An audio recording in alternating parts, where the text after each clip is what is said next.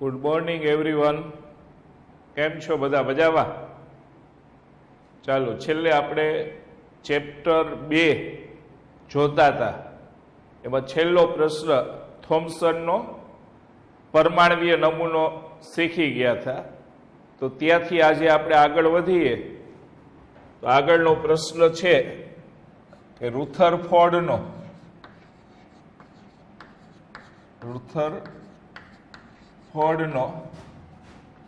Alpha કણ પ્રકિરણનો પ્રયોગ સમજાવો. રુથરફોર્ડનો આલ્ફા કણ પ્રકિરણનો પ્રયોગ સમજાવો. તો એની અંદર આપણે જોઈએ તો આ રુથરફોર્ડ અને તેના બે વિદ્યાર્થીઓ હેન્સ ગાયગર અને અર્નેસ્ટ માર્સડને સોનાના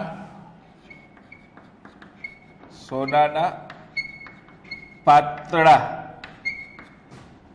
વરખ પર આલ્ફા કણોનો મારો ચલાવ્યો. રુથરફોર્ડ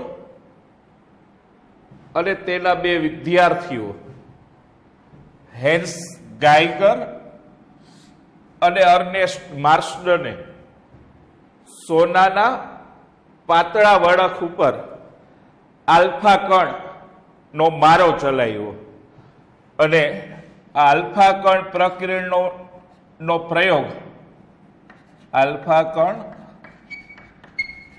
પ્રકિરણ ના પ્રયોગની આકૃતિ આપણને નીચે આ રીતે દર્શાવેલી છે કે અહીંયા આવો એક આલ્ફા કણોનો સ્ત્રોત છે. આની અંદર શું રાખેલું હોય? રેડિયો એક્ટિવ પદાર્થ રાખેલો હોય અને એ રેડિયો એક્ટિવ પદાર્થમાંથી આલ્ફા કણ ઉત્પન્ન થતા હોય એટલે આને આલ્ફા કણોનો સ્ત્રોત કહેવાય, જેમાં રેડિયો એક્ટિવ પદાર્થ હોય. રેડિયો એક્ટિવ પદાર્થ છે એમાંથી શું થાય? આપમેળે વિકિરણો ઉત્સર્જિત થતા હોય. અહીંયા એક આવી લેડની પ્લેટ રાખેલી હોય.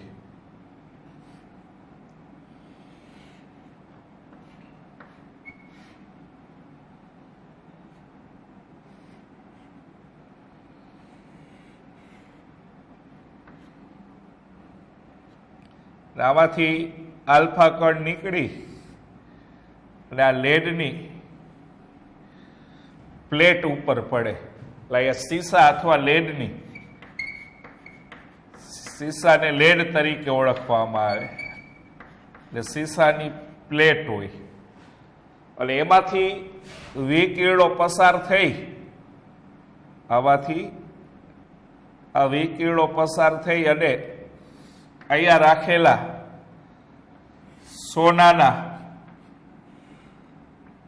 વરખ ઉપર પડે અને સોનાના વરખની આજુબાજુ આવી ફોટોગ્રાફિક પ્લેટ રાખેલી હોય.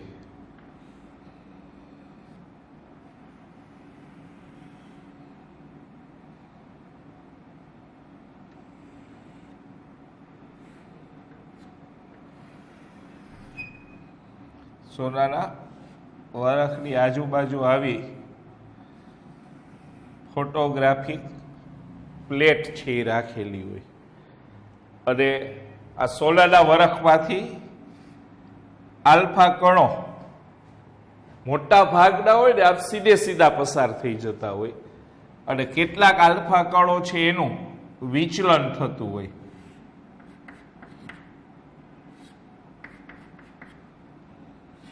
એટલે આજે બતાવ્યા એ વિચલિત આલ્ફા કણો છે. એટલે આ શીશાની પ્લેટ છે અને ફોટોગ્રાફિક પ્લેટ અથવા પ્રસ્ફુરણ પડદો કહેવાય છે. ફોટોગ્રાફિક પ્લેટ જેના અંદરના ભાગમાં પ્રસ્ફુરણ પડદો રાખેલો હોય. આવડું આ છે સોનાનું વરખ છે.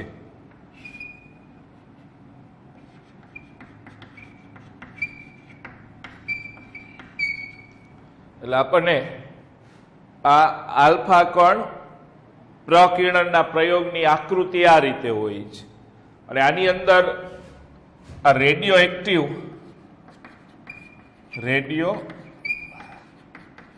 એક્ટિવ સ્ત્રોતમાંથી નીકળતા શક્તિશાળી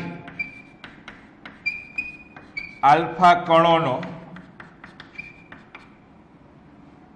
100 નેનોમીટર જાડાઈ ધરાવતા સોનાના વરખ પર મારો ચલાવવામાં આવે છે. રેડિયો એક્ટિવ સ્ત્રોતમાંથી જે શક્તિશાળી આલ્ફા કણો નીકળે એ આલ્ફા કણોનો સોનાના વરખ ઉપર મારો ચલાવવામાં આવે છે અને આ જે સોનાનું વરખ છે એની જાડાઈ 100 નેનોમીટર હોય છે. 100 નેનોમીટર એટલે એકદમ જાડાઈ ઓછી કહેવાય. એટલે આપણે પાતળું સોનાનું વરખ એવો શબ્દ વાપરીએ છીએ. એટલે આવા 100 નેનોમીટર જાડાઈ ધરાવતા સોનાના વરખ ઉપર આ રેડિયો એક્ટિવ સ્ત્રોતમાંથી નીકળતા શક્તિશાળી આલ્ફા કણોનો મારો ચલાવવામાં આવે છે. બીજું કે આ સોનાના વરખની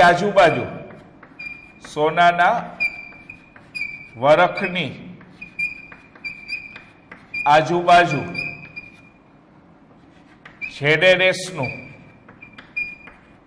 પડ લગાડેલ પ્રસ્ફુરણ પડદો રાખવામાં આવે છે. એટલે આ જે સોનાનું વરખ છે એની આજુબાજુ આવું ZNSનું પડ લગાડેલ પ્રસ્ફુરણ પડદો છે એ રાખવામાં આવેલો હોય છે અને જ્યારે આલ્ફા કણ પ્રસ્ફુરણ પડદા સાથે અથડાય ત્યારે તે બિંદુએ ઝબકારો થાય છે અને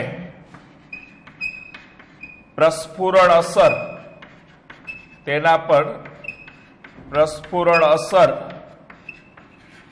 ઉપજે છે. એટલે અહીંયા આ જે પ્રસ્ફુરણ પડદો છે એના ઉપર જે જગ્યાએ આલ્ફા કણ અથડાશે તે જગ્યાએ આવો ઝબકારો થાય છે. એટલે ઝબકારો થાય સાથે સાથે એના ઉપર શું થતું હોય છે, અગાઉ આપણે આવી ગયું ધબ્બા વિકસે છે જેને સ્પોટ કહેવાય. એટલે એને એમ કહેવાય કે એના ઉપર પ્રસ્ફુરણ અસર ઉપજે છે. એટલે એક પ્રકારના એ જગ્યાએ સ્પોટ જોવા મળે. એટલે જે જગ્યાએ આલ્ફા કણો આ પ્રસ્ફુરણ પડદા હારે અથડાશે તે જગ્યાએ તે બિંદુએ એક તો ઝબકારો થશે અને એની પ્રસ્ફુરણ અસર ત્યાં ઉપજે છે એમ કહેવામાં આવે છે. બીજું કે હવે આ થોમ્સન આ જે પ્રયોગ છે એના પરિણામો અનપેક્ષિત જોવા મળે છે.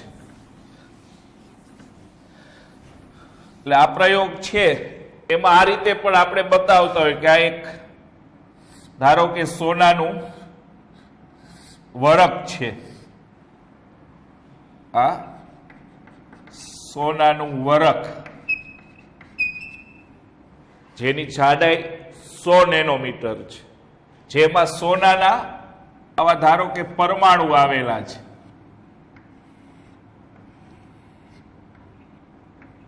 કે આવા સોનાના એમાં પરમાણુઓ રહેલા છે.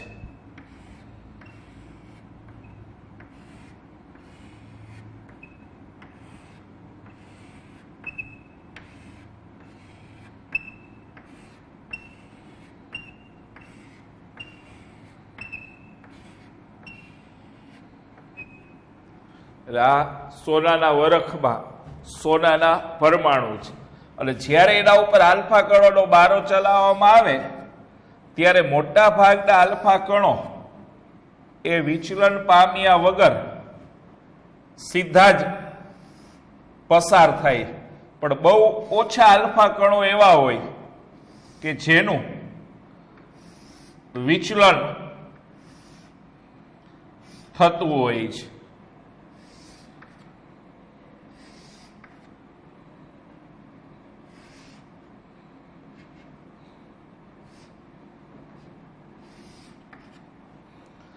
અહીંયા સોનાના વરખ ઉપર જ્યારે આવા આલ્ફા કણોનો મારો ચલાવવામાં આવે છે ત્યારે આ પ્રયોગના અનપેક્ષિત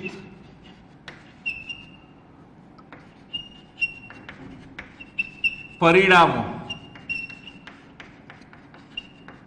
જોવા મળે છે. અનપેક્ષિત પરિણામો એટલે જે આ પ્રયોગ કર્યો એ પેલા રુથરફોર્ડના મનમાં જે અપેક્ષા હતી એના કરતા અલગ પરિણામ જોવા મળ્યા. રુથરફોર્ડના મનમાં શું અપેક્ષા હતી? તો અગાઉ થોમ્સનના મત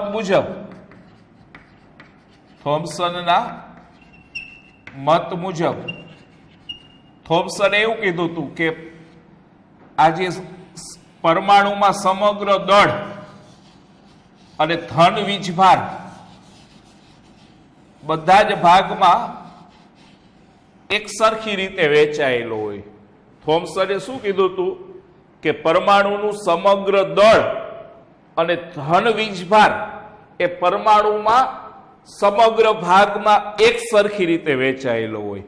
જો થોમ્સનના મત મુજબ આ ધન વીજભાર અને દળ એક સરખી રીતે વહેંચાયેલું હોય તો જ્યારે એના ઉપર આલ્ફા કણોનો આમ મારો ચલાવીએ આમ ત્યારે એ આલ્ફા કણો છે એનું આ ધન વીજભાર આરે અપાકર્ષણ થાય. શું કામ? આલ્ફા કણ એટલે શું છે? તો કે આલ્ફા કણને આ રીતે બતાવાય છે. ક્યાંક નોંધ કરજો, આલ્ફા કણને હિલિયમ 2 4 અને 2+ વડે બતાવવામાં આવે. એટલે આલ્ફા કણ એ ઝડપથી ઘૂમતા આલ્ફા કણ શું છે? તો કે ઝડપથી ઘૂમતા હિલિયમ કેન્દ્ર છે, એને આલ્ફા કણ કહેવાય. આલ્ફા કણ એટલે ઝડપથી ઘૂમતા હિલિયમ કેન્દ્ર છે. એટલે આલ્ફા કણ એટલે જ આવડું આ હિલિયમ કેન્દ્ર કહેવાય અને એના ઉપર ધન વીજભાર હોય. એટલે આલ્ફા કણ છે ને એ આલ્ફા કણ ધન વીજભારિત કણ છે. આલ્ફા કણ એ ધન વીજભારિત કણ છે. તો હવે જો આ ધન વીજભાર એક સરખા ભાગમાં વહેંચાયેલો હોય અને એમાંથી હવે આલ્ફા કણો પસાર કરવા જાવ તો આલા ધન વીજભાર ને આલા ધન વીજભાર વચ્ચે અપાકર્ષણ થાય તો મોટા ભાગના આલ્ફા કણો છે એનું કોણીય વિચલન થવું જોઈએ. મોટા ભાગના આલ્ફા કણોનું થોમ્સનના મત મુજબ દળ અને ધન વીજભાર સમગ્ર પરમાણુમાં એક સરખી રીતે વહેંચાયેલો હોવાથી જ્યારે એના ઉપર આલ્ફા કણોનો મારો ચલાવીએ ત્યારે એક તો આલ્ફા કણોની ગતિ અપાકર્ષણને લીધે ધીમી પડશે. અને અપાકર્ષણ શું કામ થાય છે?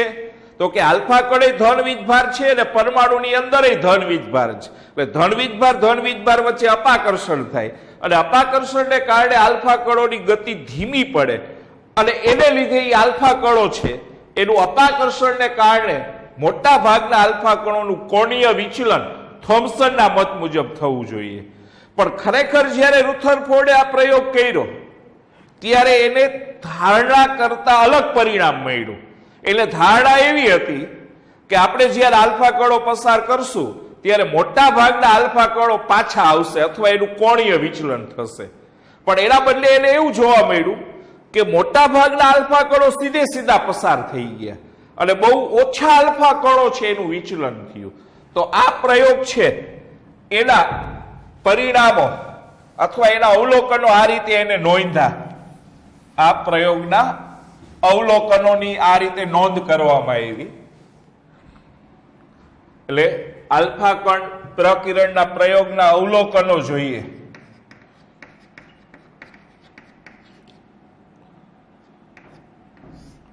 તો પહેલું અવલોકન કરવામાં આવ્યું કે મોટા ભાગના આલ્ફા કણો સોનાના વરખમાંથી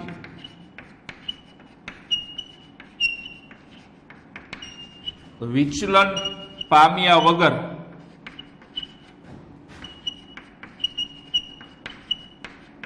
પસાર થઈ ગયા.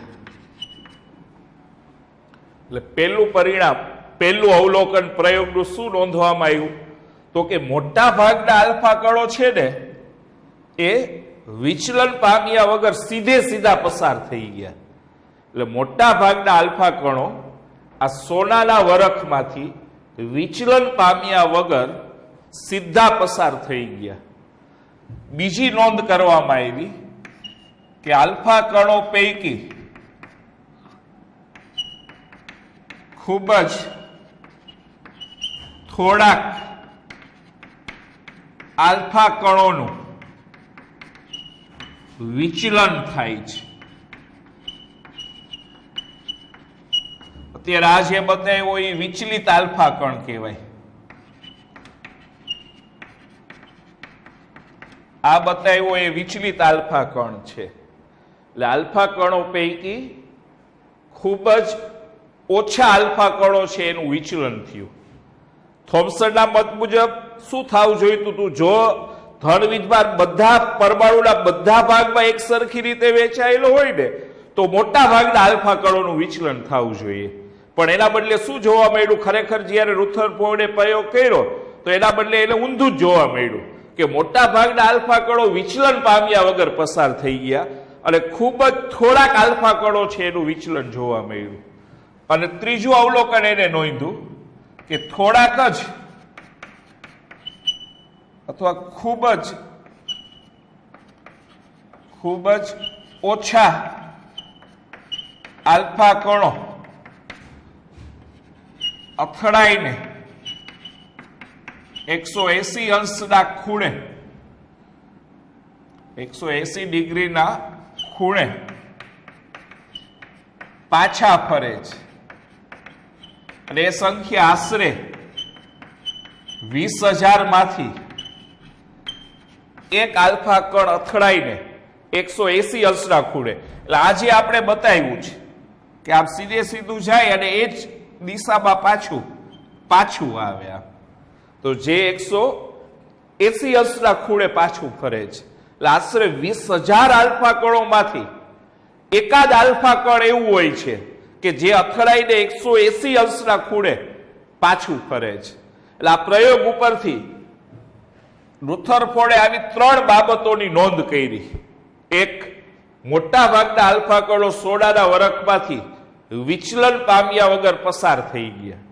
બીજું, આલ્ફા કણો પૈકી ખૂબ જ થોડાક આલ્ફા કણોનું વિચલન થાય છે, જેને કોણીય વિચલન શબ્દ વાપરે છે. વિચલન અથવા ચોક્કસ ખૂણે થતું હોય એટલે એને કોણીય વિચલન કહેવાય છે. અને ખૂબ જ ઓછા આલ્ફા કણો અથડાઈને 180 અંશના ખૂણે પાછા ફરે છે. એટલે એની સંખ્યા આશરે 20,000 માંથી એકાદ આલ્ફા કણ એવું હોય છે કે જે અથડાઈને 180 અંશના ખૂણે પાછું ફરે. અને આ અવલોકનો ઉપરથી પરમાણુના નમૂના માટે આવા 3 તારણો કાઢવામાં આવ્યા. અને પહેલું તારણ છે કે મોટા ભાગના આલ્ફા કણો વિચલન પામ્યા વગર પસાર થઈ ગયા એનો અર્થ એવો થાય કે પરમાણુનો મોટા ભાગનો વિસ્તાર ખાલી હોવો જોઈએ. એટલે આ પેલા અવલોકન ઉપરથી પહેલું તારણ એવું નીકળે કે પરમાણુનો મોટા ભાગનો વિસ્તાર ખાલી હોવો જોઈએ અને તો જ મોટા ભાગના આલ્ફા કણો વિચલન પામ્યા વગર સીધા પસાર થઈ જાય. એટલે મોટા ભાગના આલ્ફા કણો વિચલન પામ્યા વગર સીધા પસાર થઈ ગયા એનો અર્થ એવો થાય કે પરમાણુનો મોટા ભાગનો વિસ્તાર ખાલી હોવો જોઈએ. બીજા અવલોકન ઉપરથી બીજું તારણ કાઢવામાં આવ્યું. આપણે કીધું કે આલ્ફા કણો પૈકી ખૂબ જ થોડા આલ્ફા કણોનું વિચલન થાય છે. તો એ આલ્ફા કણોનું વિચલન થવાનું કારણ શું હોય છે? તો કે પરમાણુના ધન વીજભાર અને આલ્ફા કણના ધન વીજભાર વચ્ચેના અપાકર્ષણને લીધે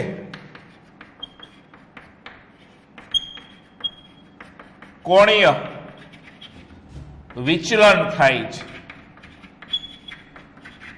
એટલે વિચલન થવાનું કારણ શું હોય છે? તો કે આ જે કેન્દ્ર હોય ને એ કેન્દ્રમાં ધન વીજભાર હોય અને આલ્ફા કણ ધન વીજભાર ધરાવે. અને જ્યારે આવો ધન વીજભારિત આલ્ફા કણ કેન્દ્રની નજીકથી પસાર થાય ત્યારે બેયના ધન વીજભાર વચ્ચે અપાકર્ષણ થાય અને એ અપાકર્ષણને લીધે એનું વિચલન થાય છે. એટલે જે આલ્ફા કણો પરમાણુના કેન્દ્રના નજીકથી પસાર થાય છે ત્યારે બંનેના ધન વીજભાર વચ્ચે અપાકર્ષણ લાગવાને લીધે એ ધન વીજભારિત આલ્ફા કણોનું શું જોવા મળે? વિચલન જોવા મળે. પણ ખૂબ જ ઓછા આલ્ફા કણોનું વિચલન થાય છે. એનો અર્થ એવો થયો કે આ ધન વીજભાર એ ખૂબ જ નાના વિસ્તારમાં કેન્દ્રિત થયેલો હોવો જોઈએ. જો ધન વીજભાર બધા જ ભાગમાં હોત ને તો મોટા ભાગના આલ્ફા કણોનું વિચલન થાત. પણ થોડાક જ આલ્ફા કણોનું વિચલન થાય છે, જે એવું સૂચવે છે કે ધન વીજભાર ખૂબ જ નાના વિસ્તારમાં કેન્દ્રિત થયેલો હોય. અને આવા નાના વિસ્તારને પરમાણુનું કેન્દ્ર કહેવામાં આવે છે.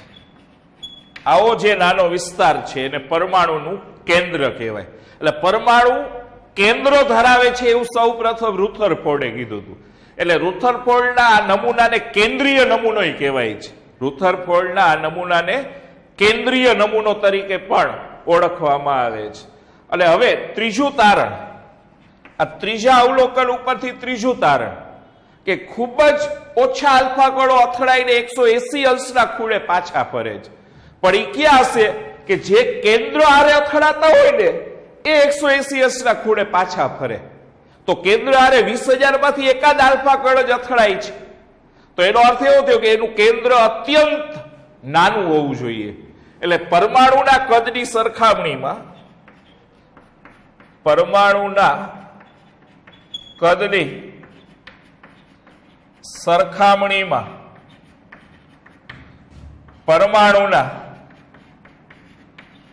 કેન્દ્રનું કદ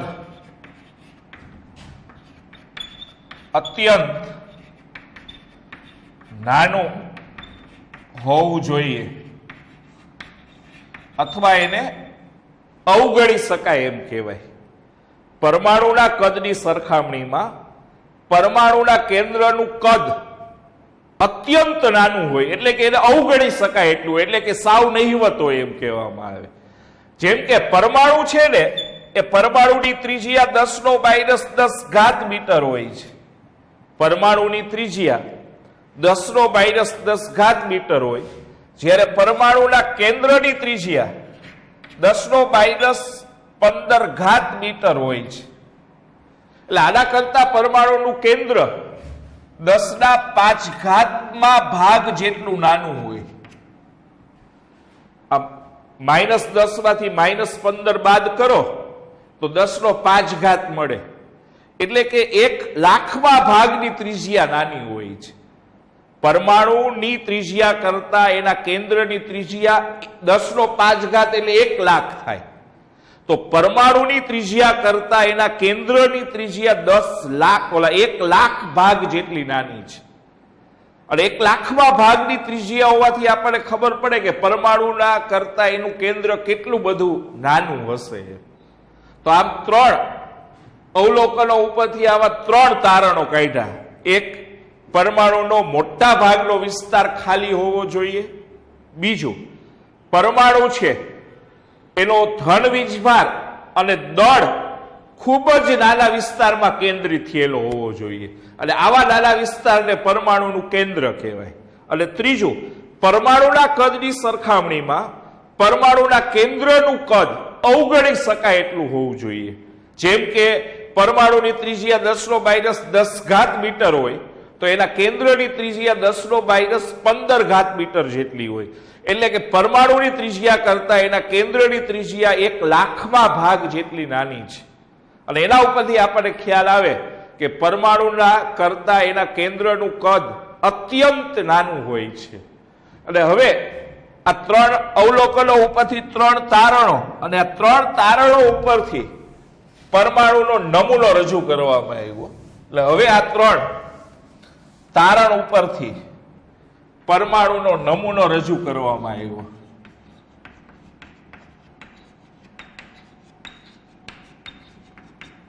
અને પરમાણુના નમૂનામાં પહેલી બાબત કીધી કે ધન વીજભાર અને દળ એ ખૂબ જ નાના વિસ્તારમાં કેન્દ્રિત થયેલું હોય છે.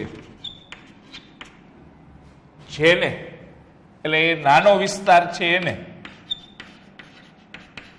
પરમાણુનું કેન્દ્ર અથવા એને નાભી તરીકે ઓળખવામાં આવે છે. એટલે પહેલી બાબત પરમાણુ વિશે શું કહેવામાં આવી? તો કે આ જે પરમાણુ છે એમાં ધન વીજભાર છે એ ખૂબ જ નાના વિસ્તારમાં કેન્દ્રિત થયેલો હોય. અને દળે આવા નાના વિસ્તારમાં કેન્દ્રિત થયેલું, એનું દળે આ નાના વિસ્તારમાં કેન્દ્રિત થયેલું. અને આવો જે નાનો વિસ્તાર છે એને પરમાણુનું કેન્દ્ર અથવા નાભી તરીકે ઓળખવામાં આવે છે. આના ઉપરથી હવે બીજી બાબત રજૂ કરી કે પરમાણુ કેન્દ્રની આસપાસ ઇલેક્ટ્રોન ઝડપથી વર્તુળાકાર માર્ગમાં ગતિ કરે છે. જેને એટલે કે વર્તુળાકાર માર્ગને કક્ષા કહે છે. પરમાણુ કેન્દ્ર છે એની આજુબાજુ ઇલેક્ટ્રોન છે એ ઝડપથી વર્તુળાકાર માર્ગમાં ગતિ કરે છે. પરમાણુ કેન્દ્રની આસપાસ ઇલેક્ટ્રોન ઝડપથી વર્તુળાકાર માર્ગમાં ગતિ કરે છે. અને આવો આ જે વર્તુળાકાર માર્ગ છે એને કક્ષા કહેવાય છે. આવો આ જે વર્તુળાકાર માર્ગ છે એને કક્ષા તરીકે ઓળખવામાં આવે છે. અને ત્રીજી બાબત કીધી કે કેન્દ્ર અને ઇલેક્ટ્રોન સ્થિર વિદ્યુત આકર્ષણ બળ વડે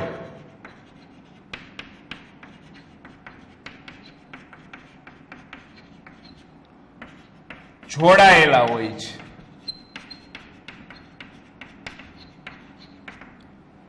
કારણ કે કેન્દ્ર છે ને એ ધન વીજભાર ધરાવે છે અને ઇલેક્ટ્રોન ઋણ વીજભાર ધરાવે છે. એટલે આ બંને વચ્ચે ધન અને ઋણ વીજભાર વચ્ચે આકર્ષણ હોય અને આ બે વચ્ચે જે આકર્ષણ હોય, વીજભારને કારણે જે આકર્ષણ હોય એને સ્થિર વિદ્યુત આકર્ષણ બળ કહેવાય છે. અથવા સ્થિર વિદ્યુત ન કહેવું હોય તો એને કુલંબિક આકર્ષણ બળ કહેવાય છે. એને સ્થિર વિદ્યુત આકર્ષણ બળ અથવા કુલંબિક આકર્ષણ બળથી ઓળખવામાં આવે છે. એટલે કેન્દ્ર અને ઇલેક્ટ્રોન એકબીજા સાથે સ્થિર વિદ્યુત આકર્ષણ બળ વડે જોડાયેલા હોય. તો આટલું આ આલ્ફા કણ પ્રકિરણના પ્રયોગની અંદર આપેલું હતું. એટલે ફરીથી એકવાર જોઈએ તો પહેલા શરૂઆતમાં આપણે કીધું કે રુથરફોર્ડ અને તેના બે વિદ્યાર્થીઓ હેન્સ ગાઈગર અને અર્નેસ્ટ માર્શડને શું કર્યું? સોનાના પાતળા વરખ ઉપર આલ્ફા કણોનો મારો ચલાવ્યો. અને આ આલ્ફા કણ પ્રકિરણનો પ્રયોગ ની આકૃતિ નીચે મુજબ છે. અને એ આકૃતિમાં આપણે જોઈએ તો શરૂઆતમાં શું કરવામાં આવેલું છે? તો કે સોનાનું વરખ કે જેની જાડાઈ 100 નેનોમીટર છે એના ઉપર રેડિયો એક્ટિવ સ્ત્રોતમાંથી નીકળતા શક્તિશાળી આલ્ફા કણોનો મારો ચલાવવામાં આવે છે. અને આ સોનાના વરખની આજુબાજુ જેનેરેસનું પડ લગાડે પ્રસ્ફુરણ પડદો રાખવામાં આવે છે. અને જ્યારે આલ્ફા કણ પ્રસ્ફુરણ પડદા સાથે અથડાય છે ત્યારે ત્યાં ઝબકારો થાય છે અને સાથે સાથે પ્રસ્ફુરણ અસર ઉપજે છે એમ કહેવાય. અને થોમ્સનના મત મુજબ પરમાણુના સમગ્ર ભાગમાં દળ હોવાથી જ્યારે આલ્ફા કણોનો મારો ચલાવીએ ત્યારે એ આલ્ફા કણોની ગતિ ધીમી પડે અને એનું કોણીય વિચલન થાય છે. પણ ખરેખર આપણને આ પ્રયોગમાં અનપેક્ષિત પરિણામ જોવા મળે. એટલે આપણે એવું પરિણામ જોવા મળવું જોઈતું હતું થોમ્સનના મત મુજબ કે મોટા ભાગના આલ્ફા કણોનું વિચલન થવું જોઈતું હતું. એના કરતા આમાં ઉલટું પરિણામ જોવા મળે કે મોટા ભાગના આલ્ફા કણો સીધા પસાર થઈ જાય છે. એટલે આ પ્રયોગ પરથી 3 બાબતો નોંધવામાં આવી. એક, મોટા ભાગના આલ્ફા કણો સોનાના વરખમાંથી વિચલન પામ્યા વગર પસાર થઈ જાય છે. બીજું, ખૂબ જ થોડાક આલ્ફા કણોનું વિચલન થાય છે. અને ત્રીજું કે આલ્ફા કણો પૈકી ખૂબ જ ઓછા આલ્ફા કણો અથડાઈને 180 અંશના ખૂણે પાછા ફરે છે. અને એના ઉપરથી 3 તારણો નોંધવામાં આવ્યા કે એક તો પરમાણુનો મોટા ભાગનો વિસ્તાર ખાલી હોવો જોઈએ. બીજું કે પરમાણુમાં ધન વીજભાર ને દળ ખૂબ જ નાના વિસ્તારમાં કેન્દ્રિત થયેલું હોવું જોઈએ. અને આ નાના વિસ્તારને પરમાણુનું કેન્દ્ર કહેવામાં આવે છે. ત્રીજું, પરમાણુના કદની સરખામણીમાં એના કેન્દ્રનું કદ અવગણી શકાય એટલું હોવું જોઈએ. જેમ કે પરમાણુની ત્રિજ્યા 10⁻10 મીટર છે અને કેન્દ્રની ત્રિજ્યા 10⁻15 મીટર છે. અને આ 3 તારણો ઉપરથી પરમાણુનો નમૂનો રજૂ કરવામાં આવ્યો. અને નમૂનામાં પહેલી બાબત કીધી કે પરમાણુ છે એમાં દળ અને ધન વીજભાર ખૂબ જ નાના વિસ્તારમાં કેન્દ્રિત થયેલો હોય, જેને પરમાણુનું કેન્દ્ર કે નાભી તરીકે ઓળખવામાં આવે છે.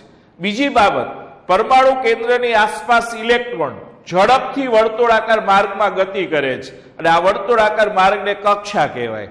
અને ત્રીજું, કેન્દ્ર અને ઇલેક્ટ્રોન એકબીજા સાથે સ્થિર વિદ્યુત આકર્ષણ બળ વડે જોડાયેલા હોય. અને એના પછીનો પ્રશ્ન છે રુથરફોર્ડના પરમાણ્વીય નમૂનાની ખામી સમજાવો. રુથરફોર્ડના પરમાણ્વીય નમૂનાની ખામી સમજાવો.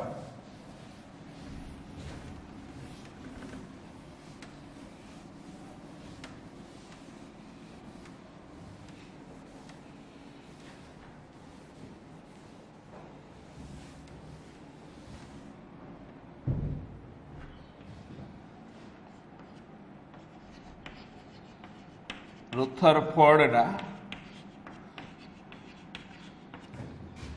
પરમાણ્વીય નમૂનાની ખામી સમજાવો.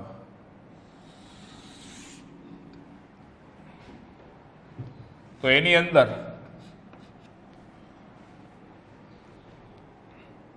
કે આ રુથરફોર્ડનો પરમાણ્વીય નમૂનો છે. રુથરફોર્ડનો પરમાણ્વીય નમૂનો હમણાં આપણે જોઈ ગયા, એને કેન્દ્રીય નમૂનો કહેવાય છે, કે જેમાં આ ધન વીજભાર ખૂબ જ નાના વિસ્તારમાં કેન્દ્રિત થયેલું હોય, જેને આપણે પરમાણુનું કેન્દ્ર કે નાભી કહેતા. અને ઇલેક્ટ્રોન તેની આજુબાજુ વર્તુળાકાર માર્ગમાં ગતિ કરે, એને આપણે કક્ષા કહેતા. તો આ કેન્દ્રીય નમૂનો છે, એની સરખામણી સૌર મંડળ આરે કરવામાં આવે. સૌર મંડળ આરે સરખામણી કરો તો સૂર્ય કેન્દ્રમાં હોય અને સૂર્યની આજુબાજુ બધા ગ્રહો છે એ ફરતા હોય છે. સૂર્યની આજુબાજુ ગ્રહ છે એ ફરતા હોય છે. ધારો કે આપણો પૃથ્વી ગ્રહ છે તો એ સૂર્યની આજુબાજુ પરિભ્રમણ કરે છે, પણ સેવા પરિભ્રમણ કરે છે, કક્ષામાં પરિભ્રમણ કરે છે. તો અહીંયા કેન્દ્ર છે એની સૂર્ય હારે સરખામણી થાય અને ઇલેક્ટ્રોન છે એની ગ્રહ સાથે સરખામણી થાય. કેન્દ્રની સૂર્ય હારે સરખામણી થાય અને ઇલેક્ટ્રોનની ગ્રહ સાથે સરખામણી થાય. સૂર્ય અને ગ્રહ વચ્ચે ગુરુત્વાકર્ષણ બળ હોય છે અને આ જે ગુરુત્વાકર્ષણ બળ છે એ તમારે 9મા ધોરણમાં એમાં આગળ આવી ગયું છે કે આ બંનેનું જે દળ હોય, ધારો કે સૂર્યનું દળ m1 છે, ગ્રહનું દળ m2 હોય, તો બંનેના દળના ગુણાકારના સમપ્રમાણમાં હોય અને એ બે વચ્ચેનું જે અંતર હોય એ અંતરના વર્ગના વ્યસ્ત પ્રમાણમાં હોય. એટલે ગુરુત્વાકર્ષણ બળ એ બંનેના દળના ગુણાકારના સમપ્રમાણમાં હોય અને એમની વચ્ચેના અંતરના વર્ગના વ્યસ્ત પ્રમાણમાં હોય. અને અહીંયા ચલનની નિશાની દૂર કરો તો અહીંયા ગુરુત્વાકર્ષી અચળાંક g મૂકવામાં આવે છે. જ્યારે આમાં શું હોય, વીજભાર વચ્ચે જે આકર્ષણ બળ હોય ને એને સ્થિર વિદ્યુત આકર્ષણ બળ અથવા કુલંબિક આકર્ષણ બળ કહેવાય. એટલે આમાં કુલંબિક આકર્ષણ બળ જોવા મળે છે. પણ કુલંબિક આકર્ષણ બળ છે એ આપણે આની જેમ જ દર્શાવવું હોય તો ધારો કે આનો વીજભાર Q1 છે અને ઇલેક્ટ્રોનનો વીજભાર Q2 છે, તો કુલંબિક આકર્ષણ બળ આ બંનેના વીજભારના ગુણાકારના સમપ્રમાણમાં હોય. વીજભારના ગુણાકારના સમપ્રમાણમાં હોય અને બે વચ્ચે જે અંતર હોય એના વર્ગના વ્યસ્ત પ્રમાણમાં હોય છે. એટલે કુલંબિક આકર્ષણ બળ એ બંનેના વીજભારના ગુણાકારના સમપ્રમાણમાં અને એમની વચ્ચેના અંતરના વર્ગના વ્યસ્ત પ્રમાણમાં હોય. અને અહીંયા ચલનની નિશાની દૂર કરીએ તો અચળાંક k મૂકવામાં આવે, જ્યાં k ને સપ્રમાણતા અચળાંક કહેવાય, આને g ને ગુરુત્વાકર્ષી અચળાંક કહેવાય. અહીંયા Q1 Q2 શું બતાવે છે, કેન્દ્ર અને ઇલેક્ટ્રોનનો વીજભાર બતાવે. અહીંયા m1 m2 શું બતાવે છે, સૂર્ય અને ગ્રહના દળ બતાવે છે. r શું બતાવે આમાં, તો કે કેન્દ્ર અને ઇલેક્ટ્રોન વચ્ચેનું અંતર. આમાં r શું બતાવે છે, સૂર્ય અને ગ્રહ વચ્ચેનું અંતર થઈ ગયું કહેવાય. અને અહીંયા k ને સપ્રમાણતા અચળાંક કહેવાય, આને ગુરુત્વાકર્ષી અચળાંક કહેવાય છે. બીજું કે જ્યારે કોઈ પદાર્થ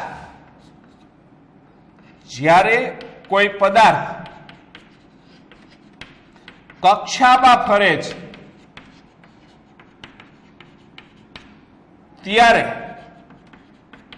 તે પ્રવેગિત થાય છે. અહીંયા પૃથ્વી કક્ષામાં ફરે છે તો પૃથ્વી છે એ સતત પ્રવેગિત થતી હોય. જનરલી નહીતર આપણને એવું જોવા મળે કે કોઈ પદાર્થ ગતિ કરતો હોય તો ધીમે ધીમે એની ગતિ ઘટતી જાય, પણ પૃથ્વીમાં એવું નથી થતું કે પૃથ્વી સૂર્યની આજુબાજુ ફરતી હોય તો એની ગતિ ઘટતી નથી. શું કામ, તો કે સતત પ્રવેગિત થયા રાખે છે અને એને લીધે એક ધારી ગતિથી ગતિ કર્યા રાખે છે. તો અહીંયા ઇલેક્ટ્રોન કક્ષામાં ફરે છે તો ઇલેક્ટ્રોન શું થશે, પ્રવેગિત થશે. એટલે ઇલેક્ટ્રોન પણ પ્રવેગિત થશે.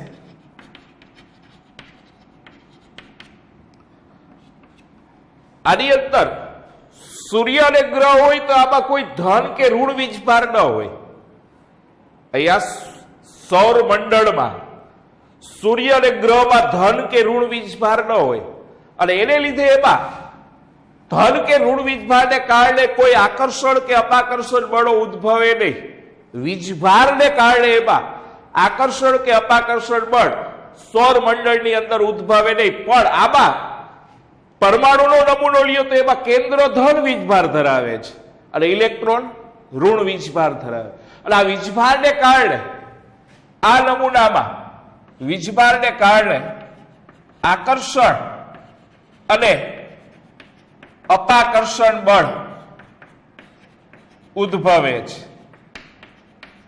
વીજભારને લીધે આની અંદર આકર્ષણ અને અપાકર્ષણ બળ ઉદ્ભવે, પણ આમાં કોઈ વીજભાર ન હોય તો વીજભાર ન હોવાને લીધે એમાં વીજભાર આધારિત આકર્ષણ કે અપાકર્ષણ બળ હોતું નથી. વીજભાર આધારિત આકર્ષણ કે ગુરુત્વાકર્ષણ બળ હોય, પણ આની જેમ એમાં કુલંબિક આકર્ષણ બળ ન હોય, કારણ કે એમાં સૂર્ય કે ગ્રહ પાસે વીજભાર હોતો નથી. બીજું કે મેક્સવેલના વીજ ચુંબકીય સિદ્ધાંત અનુસાર કોઈ વીજભારિત કણ ગતિ કરે ત્યારે તેમાંથી વીજ ચુંબકીય તરંગો અથવા વિકિરણો કહેવાય છે. તરંગો ન કહેવું હોય તો વિકિરણો ઉત્પન્ન થાય. એટલે મેક્સવેલના વીજ ચુંબકીય સિદ્ધાંત અનુસાર કોઈ વીજભારિત કણ ગતિ કરતો હોય ત્યારે એમાંથી વીજ ચુંબકીય તરંગો ઉત્પન્ન થાય છે. અહીંયા ગ્રહ છે એ વીજભારિત કણ ન કહેવાય, કારણ કે ગ્રહમાં ધન કે ઋણ વીજભાર હોતો નથી. તો ગ્રહ જ્યારે ગતિ કરતો હોય ત્યારે એમાંથી વીજ ચુંબકીય તરંગો ઉત્પન્ન ન થાય.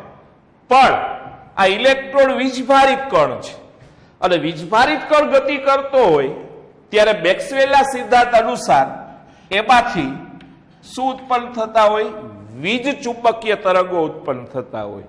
વીજ ચુંબકીય તરંગો એટલે આ બધા તરંગોને વીજ ચુંબકીય તરંગો કહેવાય, જેવા કે રેડિયો તરંગો છે, માઇક્રો તરંગો છે, પછી અલ્ટ્રાવાયોલેટ એટલે કે પારજાંબલી તરંગો છે, દ્રશ્યમાન પ્રકાશ વિઝિબલ કિરણો છે, ઇન્ફ્રારેડ પારરક્ત તરંગો છે, એક્સરે છે, ગેમા કિરણો છે, કોસ્મિક કિરણો છે.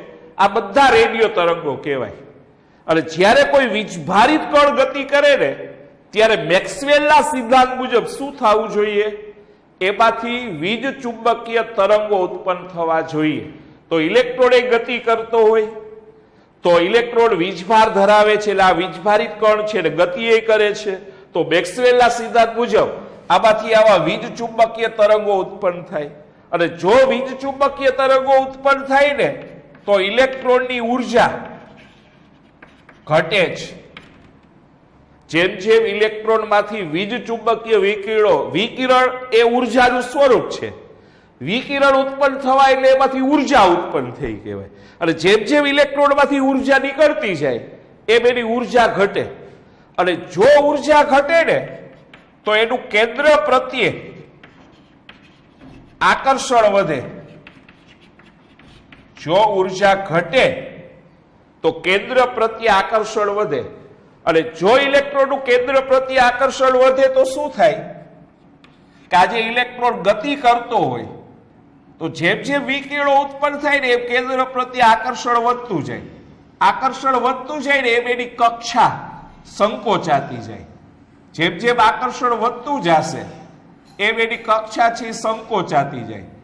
અને એક સમય એવો આવે કે ઇલેક્ટ્રોન કેન્દ્રમાં જતો રહે. એટલે મેક્સવેલના સિદ્ધાંત મુજબ શું થવું જોઈએ? ઇલેક્ટ્રોન એ કેન્દ્રમાં સમાઈ જાય.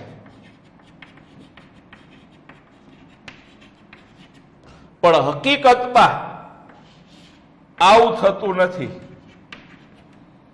હકીકતમાં આવું થતું નથી. એટલે કે ઇલેક્ટ્રોન ખરેખર આમ કેન્દ્રમાં જતો નથી. તો ઇલેક્ટ્રોન શા માટે કેન્દ્રમાં નથી જતો એની સમજૂતી રુથરફોર્ડે એના નમૂનામાં આપેલી નથી. એટલે એમ કહેવાય કે રુથરફોર્ડ છે એ રુથરફોર્ડનો પરમાણ્વીય નમૂનો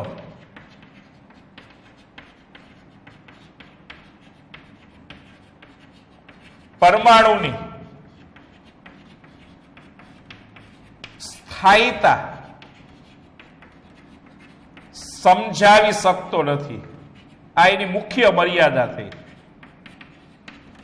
રુથરફોર્ડના પરમાણ્વીય નમૂનાની ખામી કે મર્યાદા કયો તો આ પહેલી મર્યાદા છે કે રુથરફોર્ડનો પરમાણ્વીય નમૂનો પરમાણુની સ્થિરતા સમજાવી શકતો નથી. ખરેખર પરમાણુ સ્થાયી છે. સ્થાયી એટલા માટે કે ઇલેક્ટ્રોન ખરેખર કેન્દ્રમાં નથી જતો, પણ મેક્સવેલના સિદ્ધાંત મુજબ કેન્દ્રમાં જવો જોઈએ, છતાં એ કેન્દ્રમાં શું કામ નથી જતો એના વિશેની કોઈ પણ ચર્ચા એને એના નમૂનામાં કરેલી નથી. પણ આ જ વાત જ્યારે આપણે બોહરનો નમૂનો શીખશું ત્યારે બોહરના નમૂનામાં ચર્ચા આવશે કે શું કામ ઇલેક્ટ્રોન કેન્દ્રમાં નથી જતો, શું કામ પરમાણુ સ્થાયી છે. એટલે બોહરનો નમૂનો પરમાણુની સ્થિરતા સમજાવે છે, બોહરનો નમૂનો. પણ રુથરફોર્ડનો નમૂનો છે એ પરમાણુની સ્થિરતા સમજાવતો નથી. અને સાથે સાથે આ રુથરફોર્ડનો જે નમૂનો છે એ રુથરફોર્ડનો પરમાણ્વીય નમૂનો એ ઇલેક્ટ્રોનના બંધારણ વિશે માહિતી આપતો નથી. બીજી ખામી આ થઈ કે રુથરફોર્ડનો પરમાણ્વીય નમૂનો ઇલેક્ટ્રોનના બંધારણ વિશે માહિતી આપતો નથી. ઇલેક્ટ્રોનના બંધારણ વિશે માહિતી આપતો નથી એનો અર્થ એવો થયો કે એમાં ઇલેક્ટ્રોનની કઈ રીતે ગોઠવણી થયેલી હોય. આપણે જાણીએ છીએ કે પહેલી કક્ષામાં 2 ઇલેક્ટ્રોન ભરાય, બીજામાં 8 ભરાય, ત્રીજામાં 18 ભરાય.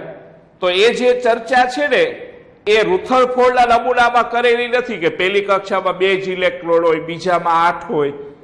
તો ઇલેક્ટ્રોનની ગોઠવણી કેવી રીતે થાય એની સમજૂતી રુથરફોર્ડે એના નમૂનામાં આપેલી નથી. અને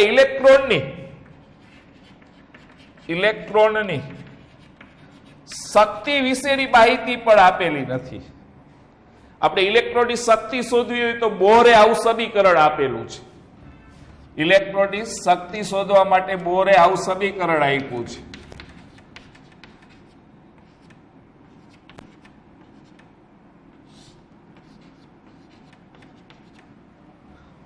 કે En બરાબર -2π² e⁴z² અપોન h² n². એટલે ઇલેક્ટ્રોનની શક્તિ શોધવા માટે બોહરે આવું સમીકરણ આપ્યું છે, પણ રુથરફોર્ડે આવું કોઈ સમીકરણ રજૂ કરેલું નથી. એટલે આ રુથરફોર્ડની મુખ્ય 2 આવી ખામી આપી છે. એક, રુથરફોર્ડનો પરમાણ્વીય નમૂનો પરમાણુની સ્થાયીતા નથી સમજાવી શકતો.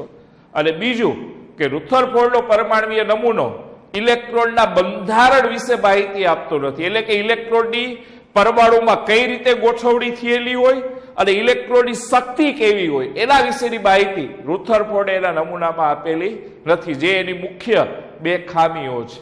તો આટલું આ મુદ્દાની અંદર આપણે ચર્ચા છે આપેલી હતી. એટલે આજે આપણે 2 પ્રશ્ન છે એ શીખી ગયા. એક રુથરફોર્ડનો આલ્ફા કણ પ્રકિરણનો પ્રયોગ અને રુથરફોર્ડના પરમાણ્વીય નમૂનાની ખામીઓ. તો આ બંને પ્રશ્ન છે એ તૈયાર કરીને જોયા વગર એકવાર લખી લેવા. Okay, by. ચાલો નેક્સ્ટ લેક્ચરમાં પાછા આપણે મળીએ.